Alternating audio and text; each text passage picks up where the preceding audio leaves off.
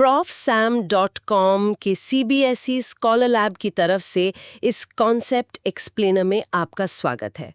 That is profsam.com। नमस्ते। आज हम यूनिट 12 एटम्स का एक बहुत ही जरूरी topic alpha particle scattering and Rutherford's nuclear model of atom इसे बहुत गहराई से समझेंगे। हाँ, ये टॉपिक बहुत इंपॉर्टेंट है। और हम इसे इतने आसान तरीके से समझेंगे कि ये हमेशा के लिए याद हो जाएगा। अच्छा, एक बात सोचिए, ये जो पूरी दुनिया है ये सब एटम से बनी है ना? हाँ, बिल्कुल। पर क्या कभी ये सोचा है कि एक अकेला एटम वो अंदर से दिखता कैसा होगा?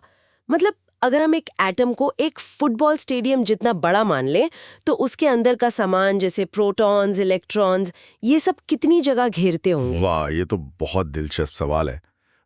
मुझे लगता है कि अगर एटम एक स्टेडियम है तो शायद पूरा स्टेडियम ही भरा हुआ होगा। जैसे एक ठोस गेंद होती है तभी तो चीजें हमें सॉलिड महसूस होती हैं ना। यही तो सबसे हैरान करने वाली बात है। हमारे इंट्यूशन यही कहती है, लेकिन साइंस कुछ और ही बताती है। रदरफोर्ड के ऐतिहासिक एक्सपेरिमेंट ने यह साबित किया कि एटम 99.99% खाली है। क्या? हाँ, उस फुटबॉल स्टेडियम वाले उदाहरण में एटम का सारा मास और पॉजिटिव चार्ज, जिसे हम न्यूक्लियस कहते हैं, वो सेंटर में रखे सिर्फ एक कंचे जितना है। एक कंचे जितना? बस, और बाकी पूरा स्टेडियम खालीपन। एक मिनट, 99.99% खाली? ये तो यकीन करना मुश्किल है। अगर ऐसा है तो फिर मेरा हाथ इस टेबल के आर पार क्यों नहीं चला जाता? अगर सब कुछ इतना खाली है तो हमें चीजें ठोस कैसे महसूस होती हैं? बिल्कुल सही सवाल, और इसका जवाब हमारे टच करने के आइडिया को ही बदल देता है। असल में जब आप किसी कुर्सी पर बैठते हैं या टेबल को छूते हैं तो आपके हाथ के एटम्स उस टेबल के एटम्स को असल में छू नहीं रहे होते। मतलब? होता यह है कि आपके हाथ के इलेक्ट्रॉन्स और टेबल के इलेक्ट्रॉन्स दोनों पर नेगेटिव चार्ज होता है और वो एक दूसरे को जोर से रिपेल करते हैं, दूर धकेलते हैं।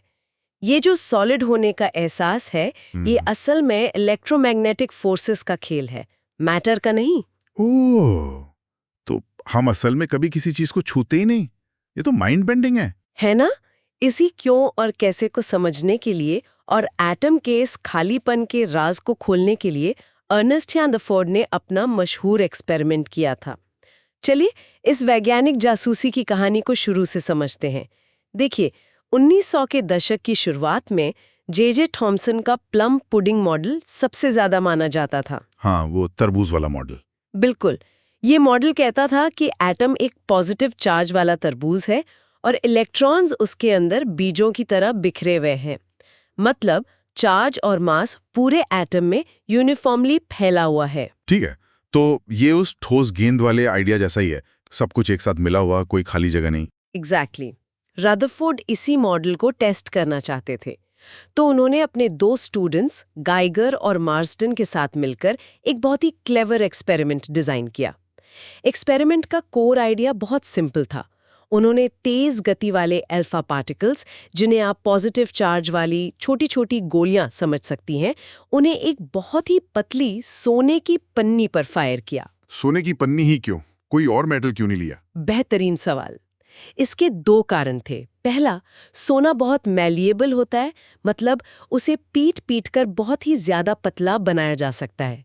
इतनी पतली पन्नी कि वो बस कुछ 100 एटम्स मोटी हो। अच्छा। और दूसरा, जो कि ज्यादा जरूरी है, सोना एक हेवी एलिमेंट है। उसके न्यूक्लियस में 79 प्रोटॉन्स होते हैं, जो अल्फा पार्टिकल के 2 प्रोटॉन्स के मुकाबले बहुत ज्यादा है। अच्छा, तो ये वैसा ही है जैसे एक टेनिस बॉल का एक लोहे की दीवार से टकराना। दीवार अपनी जगह से नहीं हिलेगी, बॉल ही वापस आएगी। अगर हम एल्यूमिनियम जैसी हल्की फॉइल लेते तो नतीजा इतना साफ नहीं होता। जैसे एक गोली मक्खन के एक बड़े टुकड़े से निकल जाती है। हाँ, थोड़ा सा रास्ता बदलकर पर निकल जाती सीधी। बिल्कुल। लेकिन जो हुआ उसने सबको चौंका दिया। इसे समझने के लिए एक एनालॉजी लेते हैं। सोचिए, आप एक बड़े अंधेरे कमरे में हैं और आप दीवारों पर टेनिस बॉल्स फेंक रही हैं। अगर कमरा नरम गद्दों से भरा हो, जो कि प्लम पुडिंग मॉडल जैसा है, तो बॉल्स का क्या होगा? गद्दे हैं तो बॉल्स बस थोड़ी धीमी होकर रुक जाएंगी। कोई भी बॉल उछलकर वापस तो नहीं आएगी। सही, गद्दे उसे एब्जॉर्ब कर लेंगे। लेकिन अगर वो कमरा पूरा खाली हो और ठीक सेंटर में एक छोटी सी लोहे की बहुत भारी गेंद रखी हो जिसे आप देख नहीं सकती, तो क्या होगा? अच्छा, तो ज्यादातर बॉल्स तो दीवारों से टकराए बिना सीधे निकल जाएंगे क्योंकि कमरा खाली है। पर जो बॉल किस्मत से सीधे उस छोटी सी लोहे की गेंद से टकराएगी, वो जोर से उछलकर सीधी मेरी तरफ वापस आएगी। एकदम सही। समझ गई। तो ज्यादातर अल्फा पार्टिकल्स का सीधा निकल जाना ये बताता है कि एटम ज्यादातर खाली है, और कुछ का वापस आना ये बताता है कि सेंटर में कुछ बहुत छोटा, ठोस और भारी है। एकदम सही। रदरफोर्ड के एक्सपेरिमेंट में बिल्कुल यही हुआ। ज्यादातर अल्फा पार्टिकल्स सोने की पन्नी से ऐसे निकल गए मानो वहां कुछ था ही नहीं, पर कुछ बहुत ही कम बड़े एंगल्स पर मुड़ गए। और सबसे हैरान करने वाली बात, लगभग 8000 में से कोई एक पार्टिकल 180 डिग्री पर वापस ही आ गया। रदरफोर्ड ने बाद में कहा था, ये मेरी जिंदगी की सबसे अविश्वसनीय घटना थी। ये उतना ही अविश्वसनीय था जैसे आप एक 15 इंच के तोप के गोले को कागज के एक टुकड़े पर फायर करें और वो वापस आकर आपको ही लग जाए। ये एनालॉजी तो उस घटना के शौक को सच में महसूस कराती है। पर एक बात है, आपने कहा टकराना। क्या अल्फा पार्टिकल्स सच में न्यूक्लियस से फिजिकली टकराता है या कुछ और होता है? ये बहुत ही बढ़िया पॉइंट है। टकराना शब्द हम समझने के लिए इस्तेमाल करते हैं, पर असल में वो टकराते नहीं हैं। अच्छा। क्योंकि अल्फा पार्टिकल और न्यूक्लियस दोनों पर पॉजिटिव चार्ज होता है, वो एक दूसरे को जोर से रिपेल करते हैं। तो अल्फा पार्टिकल न्यूक्लियस के पास आता है और इलेक्ट्रोस्टैटिक फोर्स की वजह से बिना छुए ही अपना रास्ता बदलकर मुड़ जाता है। ये टकराना बिना छुए हो रहा था। वाह, तो ये फिजिकल कोलिजन नहीं बल्कि एक फोर्स फील्ड इंटरेक्शन है। इससे पूरी पिक्चर और भी क्लियर हो जाती है। चलिए अब देखते हैं कि एनसीईआरटी इस एक्सपेरिमेंट के सेटअप को कैसे बताता है। ठीक है, एनसीईआरटी में लिखा है, alpha particles emitted by a radioactive source were collimated into a narrow beam, allowed to fall on a thin foil of gold. The scattered alpha particles were observed through a rotatable detector consisting of zinc sulfide screen and a microscope, produced brief light flashes or scintillations. इसमें कुछ शब्द हैं जैसे कॉलिमेटेड और सिंटिलेशंस। इनका क्या मतलब है? कॉलिमेटेड का मतलब है अल्फा पार्टिकल्स की बिखरी हुई धारा को लेड ब्रिक्स के बीच से गुजारकर एक सीधी पतली किरण मतलब बीम बनाना, ताकि वो सब एक ही दिशा में जाएं। ओके। और जब कोई तेज अल्फा पार्टिकल जिंक सल्फाइड की स्क्रीन से टकराता है तो वहां एक छोटी सी रोशनी की चमक पैदा होती है जिसे सिंटिलेशन कहते हैं। माइक्रोस्कोप से इन्हीं चमक को अलग अलग एंगल्स पर गिना जाता था कि कितने पार्टिकल्स कहाँ जा रहे हैं। अच्छा, तो वो चमक काउंट करते थे? हाँ, तो अगर हम इस पूरी जासूसी को स्टेप्स में देखें, स्टेप 1, उन्होंने अल्फा पार्टिकल्स की एक फोकस्ड बीम तैयार की, हमारी जासूस गोलियां। बिल्कुल। स्टेप 2, उसे सोने की पतली पन्नी यानी हमारे क्राइम सीन पर फायर किया। स्टेप 3, उन्होंने 3 मुख्य सबूत इकट्ठे किए। पहला, ज्यादातर पार्टिकल्स मतलब 99.86% सीधे निकल गए, जिसका मतलब एटम ज्यादातर खाली है। सही। दूसरा, कुछ पार्टिकल्स सिर्फ 0.14% छोटे एंगल से मुड़े, मतलब वो सेंटर में मौजूद पॉजिटिव चार्ज के पास से गुजरे थे। एकदम सही। और तीसरा, बहुत ही कम, लगभग 8000 में से एक 90 डिग्री से ज्यादा मुड़े या वापस आ गए। इसका मतलब था कि वो सीधे उस पॉजिटिव सेंटर की तरफ जा रहे थे। और इन सबूतों के आधार पर पुराने संदिग्ध यानी जे थॉमसन के प्लम पुडिंग मॉडल को खारिज कर दिया गया। हाँ, क्योंकि अगर चार्ज पूरे एटम में फैला होता तो कोई भी अल्फा पार्टिकल इतनी जोर से वापस नहीं उछलता। और फिर रदरफोर्ड ने अपना न्यूक्लियर मॉडल पेश किया कि एटम में एक बहुत छोटा, भारी, पॉजिटिवली चार्ज्ड न्यूक्लियस होता है और इलेक्ट्रॉन्स उससे बहुत दूर ऑर्बिट्स में चक्कर काटते हैं, जैसे ग्रह सूरज के चक्कर काटते हैं। और इसीलिए एटम ज्यादातर खाली जगह है। उम्मीद है यहाँ तक सब कुछ साफ समझ आ गया होगा। This concept explainer is from profsam.com, that is profsam.com.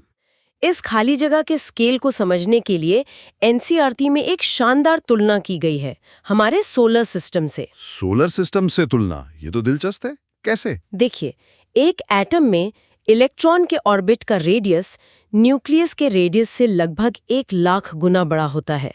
1 lakh गुना? हाँ, अब जरा सोचिए, अगर हमारे सोलर सिस्टम में भी यही अनुपात होता, यानी पृथ्वी के ऑर्बिट का रेडियस भी सूरज के रेडियस से 1,00,000 गुना बड़ा होता, तो पृथ्वी अपनी असली जगह से 100 गुना ज्यादा दूर होती। 100 गुना ज्यादा दूर।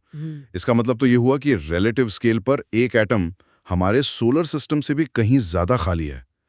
ये तो सच में हैरान करने वाला है। हाँ, लेकिन हर अच्छे जवाब की तरह इस मॉडल ने भी एक नया और मुश्किल सवाल खड़ा कर दिया।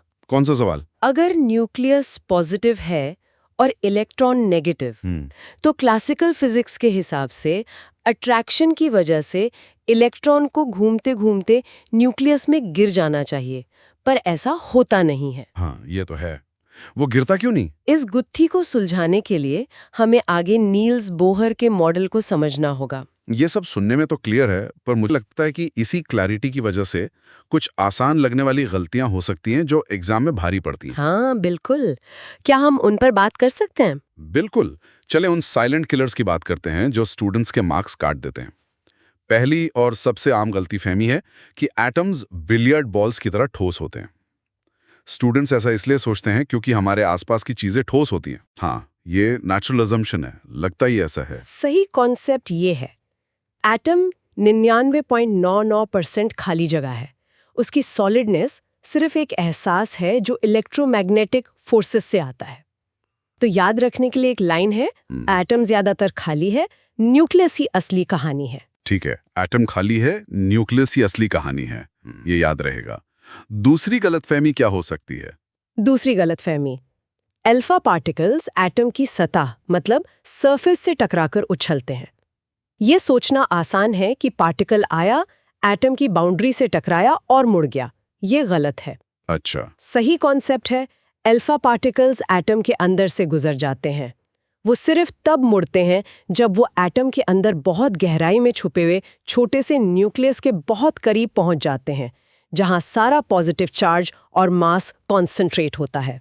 अच्छा, तो डिफ्लेक्शन एटम की बाउंड्री पर नहीं बल्कि उसके डीप सेंटर में मौजूद न्यूक्लियस की वजह से होता है। समझ गई। कर वापस आया हो। पर यह तो मुमकिन नहीं लगता।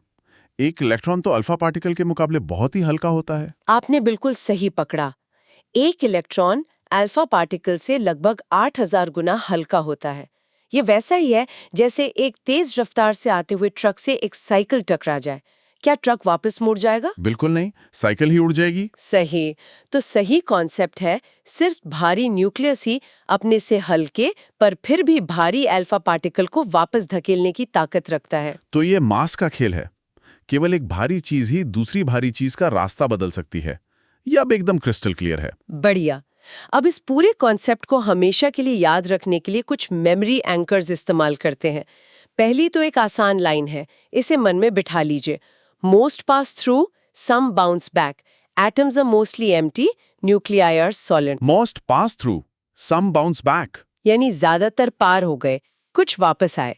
एटम खाली है, न्यूक्लियस ठोस है। ये लाइन तो पूरे एक्सपेरिमेंट का सार बता देती है। और दूसरा एक जेस्चर, इसे मेरे साथ इमेजिन कीजिए। आप ऐसे एक्ट कर रही हैं जैसे आप हवा में बहुत सारी बॉल्स फेंक रही हैं और आपकी ज्यादातर बॉल्स सामने की दीवार से टकराए बिना कहीं और जा रहे हैं। ठीक है। फिर अचानक एक बॉल किसी अनदेखी चीज से टकराकर जोर से वापस आपके हाथ में आ जाती है। वो झटका, वो हैरानी, वही रदरफोर्ड और उनकी टीम का अहम मोमेंट था। ये तो अच्छा तरीका है। वो हैरानी ही तो पूरी खोज का टर्निंग पॉइंट थी। बिल्कुल। तो चलिए आज की इस गहरी पड़ताल के 3 सबसे जरूरी पॉइंट्स को समराइज करते हैं। पहला, रदरफोर्ड के एक्सपेरिमेंट में तेज गति वाले पॉजिटिव अल्फा पार्टिकल्स को एक बहुत ही पतली सोने की पन्नी पर फायर किया गया था। ठीक है। दूसरा, ज्यादातर पार्टिकल्स का बिना मुड़े सीधा निकल जाना ये साबित करता है कि एटम का लगभग सारा हिस्सा खाली जगह है। बिल्कुल। और तीसरा, कुछ पार्टिकल्स का जोर से वापस आना रदरफोर्ड्स न्यूक्लियर मॉडल को जन्म देता है, जिसके अनुसार एटम का सारा पॉजिटिव चार्ज और लगभग पूरा मास उसके सेंटर में एक बहुत ही छोटे से न्यूक्लियस में केंद्रित रहता है। 12th CBSE फिजिक्स, केमिस्ट्री और मैथ्स में मैक्सिमम मार्क्स लाने के लिए विजिट करें profsam.com। That is PROF Sam, right? Yes, PROFSAM.com। धन्यवाद। मिलते हैं अगले कॉन्सेप्ट में।